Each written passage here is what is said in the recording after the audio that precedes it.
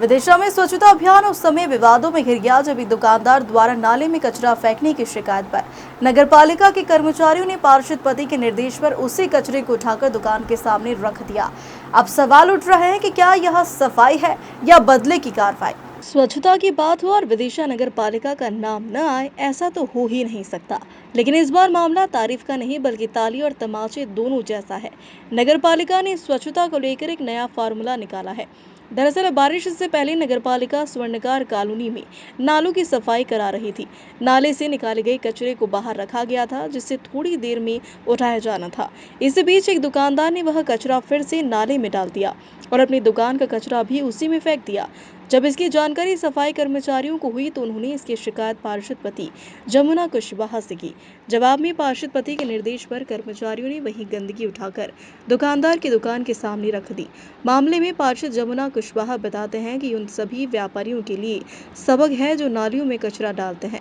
अब उनका कचरा उन्हें ही लौटाया जाएगा। लेकिन सबक देने की ये स्कीम कहीं शर्मिंदा करने की स्कीम तो नहीं बन गई।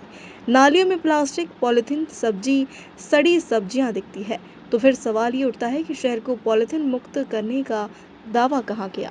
और आप किस पोस्ट पे हैं और ये आप ये क्या कर रहे हैं, क्या मामला है ये? मैं वार्ड क्रमांक 23 से पार्षद प्रतिनिधि जमुना कुशवाहा।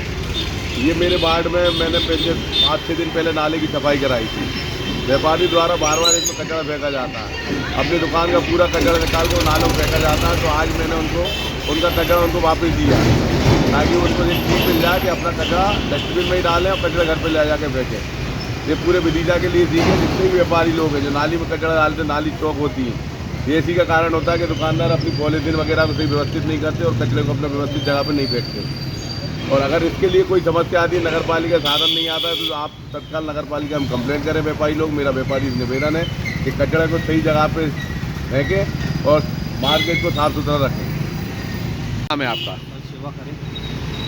सेवा जी, क्या मामला है? सर अभी 5 दिन पहले ही सर इस नाले की सफाई करवाई गई थी। तो इस नाले की सफाई करवाने के बावजूद भी इस दुकानदार ने नाले में दोबारा बहुत कचरा फेंक दिया, जिसके कारण पार्षद जी ने दोबारा सफाई करवाई है, इसलिए ये करवाया गया। तो ये कचरा ऊपर क्यों रख रहा हो आप? जी पार्षद जी ने बोला है, जमुना कुशवाहा जी। आप कौन है? सर मेज हूँ सर, मैं यहाँ का। क्या बोला उन्होंने बोला है कि पूरा कचरा यही इकट्ठा रहने दो और इसके दुकान के ऊपर पटको ये कचरा, जब इसको समझ में आया।